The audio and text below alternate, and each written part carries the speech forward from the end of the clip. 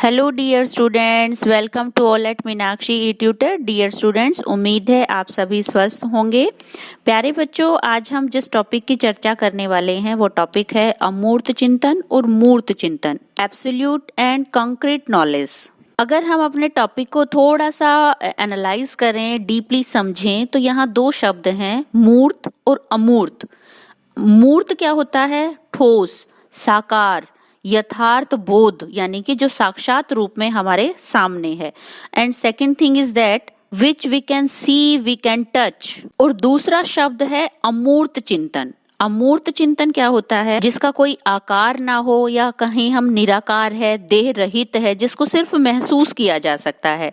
यहाँ इमेज में देखिए, जिस चीज को हम शारीरिक रूप से बातचीत नहीं कर सकते, या हम कहें कि एक ऐसी चीज को संदर्भित करता है अमूर्त शब्द, जिसे हम देख नहीं सकते, सुन नहीं सकते, स्वाद नहीं ले सकते, गंध नहीं ले सकते, या एक ऐसी चीज जिसको सिर्फ 5 इंद्रियों द्वारा नहीं ग्रहण किया जा सकता। इसका संबंध होता है हमारे इमोशन से, हमारी संवेदनाओं से। जैसे एक छोटे से एग्जाम्पल के थ्रू हम यहाँ आपको समझाएं।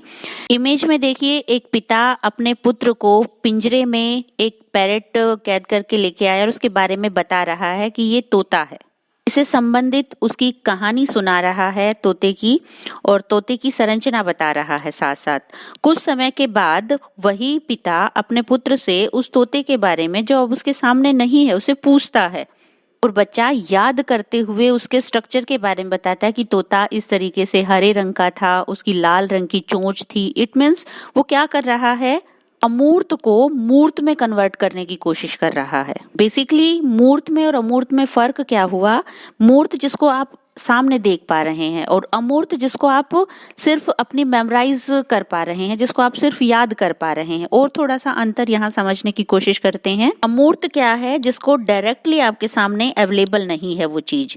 सेकंड थिंग क्या है कि आप पहले से प्राप्त ज्ञान के आधार पर ही अमूर्त चिंतन कर सकते हैं। तीसरी चीज यहाँ पे क्या है? अमूर्त चिंतन आपकी जो कल्पनाशीलता है या आपकी बौद्धिक क्षमता है, उससे डेवलप होती है। और फोर्थ पॉइंट यहाँ आप क्या देख पा रहे हैं? इसका संबंध मानसिक शक्तियों से है, अर्थात आप वस्तुओं को मेमोराइज करते हैं, याद करते हैं, और फिर उनका डिस्क्राइब करते हैं, फिर उनके बारे में बताते हैं, वर्णन करते हैं। जैसे हमने अभी एक स्टोरी बताई थी आपको कि उस बच्चे ने मेमोराइज किया कि उस पैरेट के बारे में सोचा कि वो किस कलर का था, कैसा उसका स्ट्रक्चर था।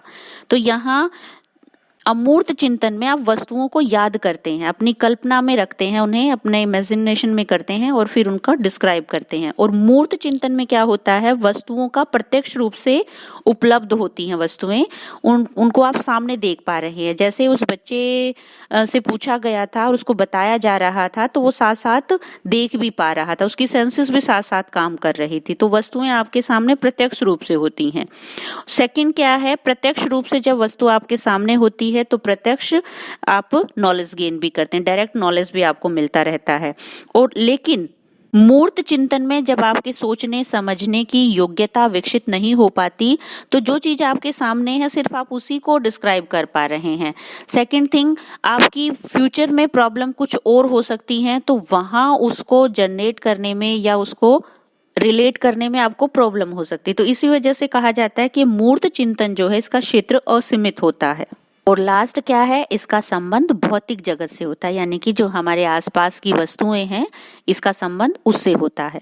ऑलमोस्ट अगर हम फिलोसॉफिकल पॉइंट ऑफ व्यू से देखें तो अमूर्त चिंतन किया जाता है आध्यात्मिक विचारधारा से संबंधित, परमात्मा, आत्मा, इनसे संबंधित।